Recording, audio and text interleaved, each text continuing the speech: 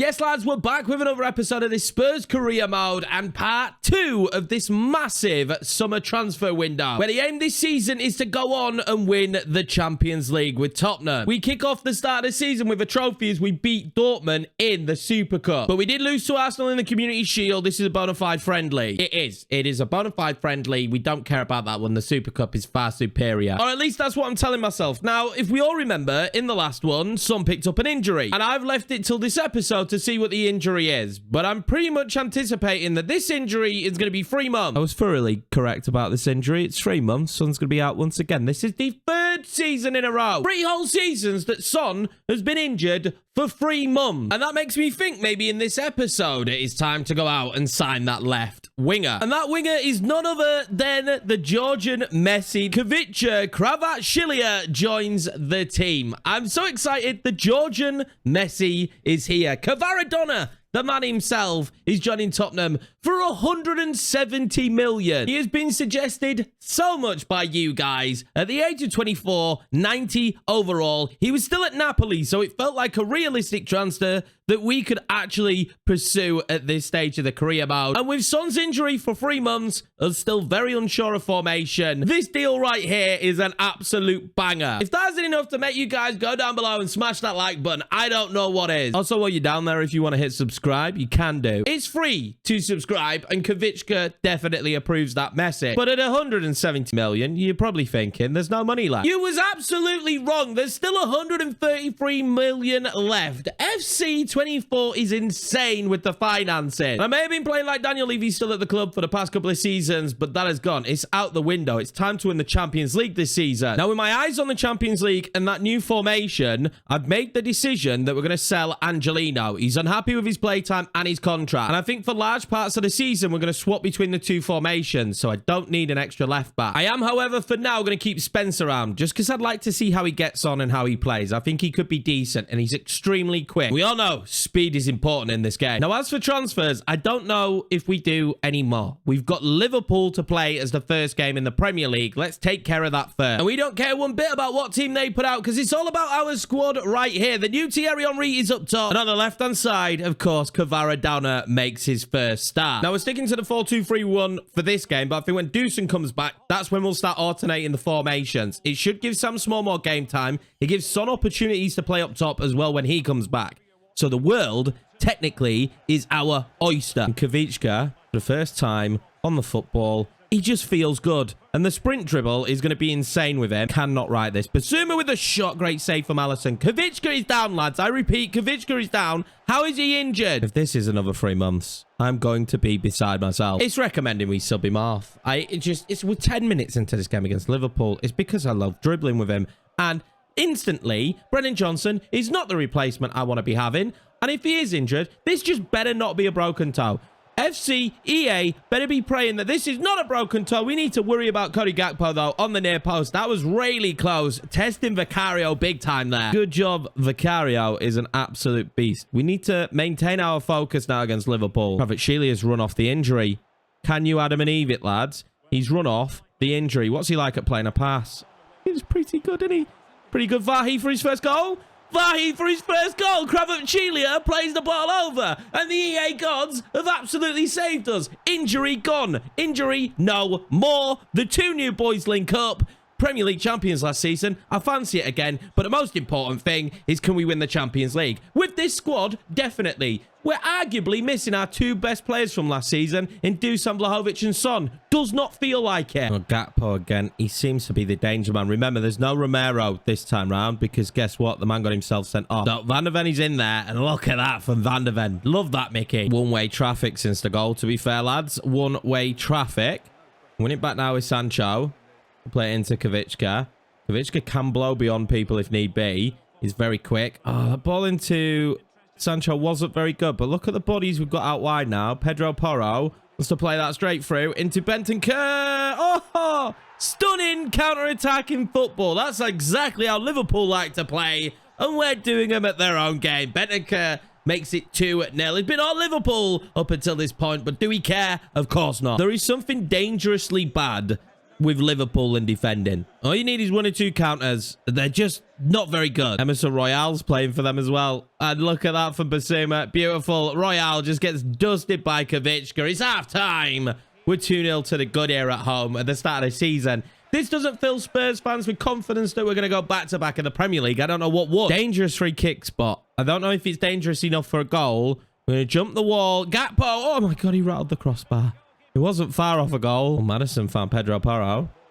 Have we got a tasty run-on from Kavicka? We might do. I lofted into him. Oh, his first goal. A heavy touch. That should have been 3-0. Not naive of me to wrap up Kavicka in cotton wool right now. He's coming on. Brennan Johnson will come on. Sarr will come on. We'll wrap Madison in cotton wool as well. Apart from that, it is as expected. Just an onslaught right now. I don't feel like I can stop him. Let's let him have the free kick. Another good free kick spot.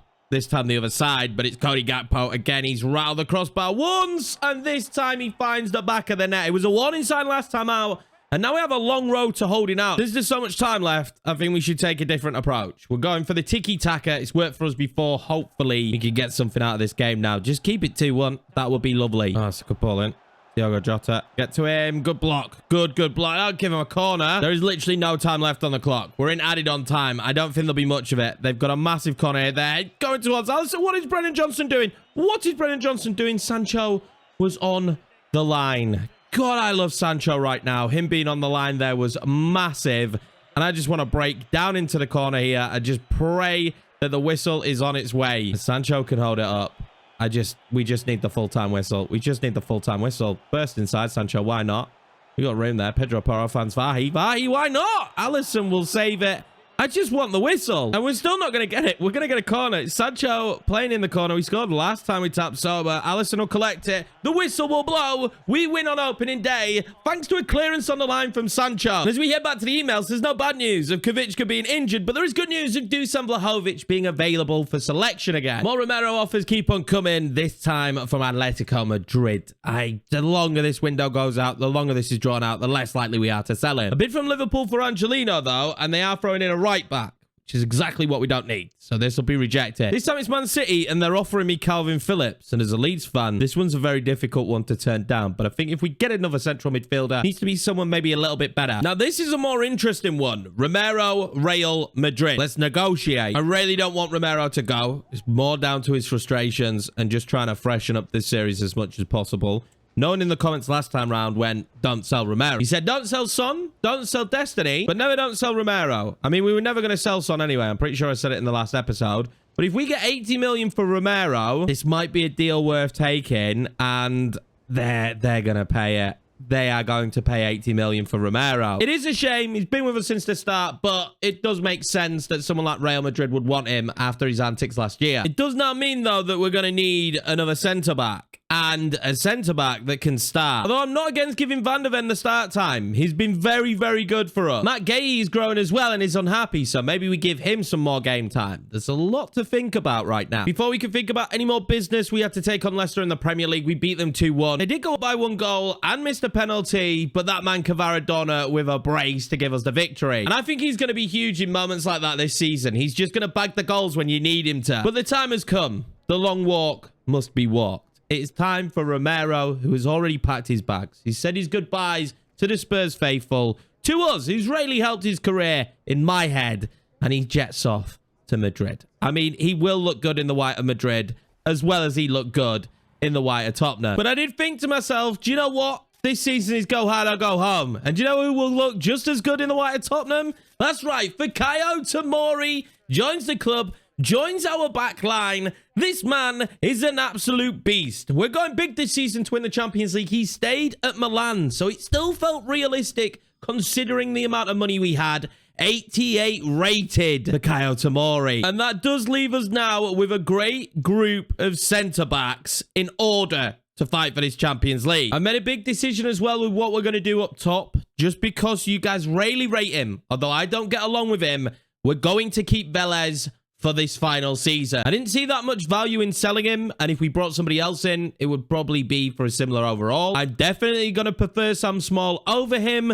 but with us playing 2 up top a lot this season, it makes sense to keep Velez around. And for the first time this season, we used our new formation where Vahi and Vlahovic would start up top together, and both of them bagging a goal as we go on to beat Nottingham Forest 3-2. This three at the back formation this year could come in clutch, especially against smaller sides in the Premier League. Now we have hit deadline day. I'm not sure if I want a duo, but I'm going to take a second to have a look at some players and see I think we can improve the squad further. We're also going to be hit with a massive bid for Dusan Vlahovic from Newcastle, where they offer us João Maria. And just no, absolutely not. After rejecting that bid, though, we need to reject another as Arsenal come in for Angelino. At no cost will we sell any player to Arsenal. I'll tell you what, Napoli don't seem to be missing Kvaradona too much. They've wasted no time in spending the money as they brought in Dominic Szoboszlai from Liverpool. Also looks like Liverpool are having a little bit of a madness because there's a rumour that Darwin Núñez might move to Real Madrid. Napoli looking to continue to splash the cash as they come in for Angelino. Happy to accept this one. And I can't believe it, but it actually happened. Real Madrid have snapped up Darwin Núñez for 86.4 million.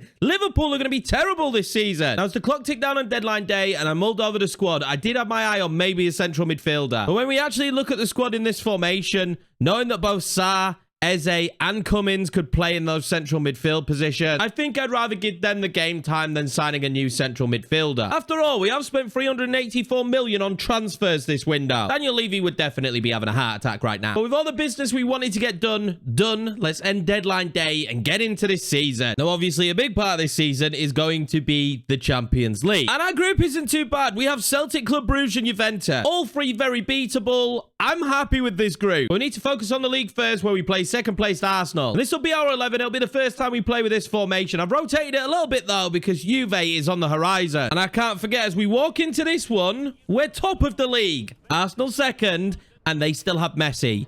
And I need revenge from that Community Shield. Also, my first time getting to use Dusan since the end of last season. I'm excited to have him back on the pitch. And next to Vahi, and with Kvaratskhelia, he's playing with such a whole different squad. Now, we're new to this formation as well. So I have no idea how this one is going to go as I give away an instant penalty with Soda. What are we doing? Silly. Dived in. We've faced penalties against Arsenal quite a few times, haven't we? We've just come off one. And I'm hoping that Vicario going, right, we'll save it. Of course he will get to the second ball. Don't give it back to Saka. What are we doing? We're a menace right now in this formation. Jesus Tapsoba blocks it. That's his redemption. Eze plays that through to Bentancur.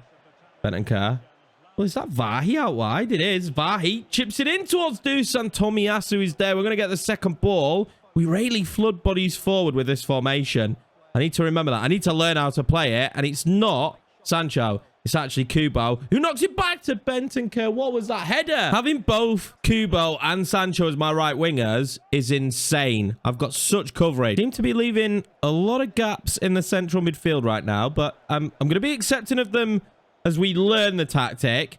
And as Kubo plays through Vahi, and as Vahi scores, oh, what a save, Ramsdale. So certain he was finding the back of the net there. Whipping a decent corner, though. We have some real height and threats. But instead, we go to Vahi. Mori lifts that into Dusan. Knocks it on Vahi. Oh, my God. What a team goal that is. Dusan to Vahi. What a lovely header to him. I don't actually know what his trait is, but he hit that on the half volley, and it was pretty stunning. It comes from nothing as well, and we find ourselves in the lead after saving a penalty. We were in the lead against Arsenal last time, though, and absolutely crumbled. But we have the lead again. Vahi is on fire. Your defense is terrified. Vahi's on fire. I mean, it will get catchy. People will sing it. I promise you. Now, I've noticed with this formation, we have more bodies forward, so we're going to score goals. We're going to score goals for fun. Bodies back is an issue for us. Martinelli did what he did and still nearly scored.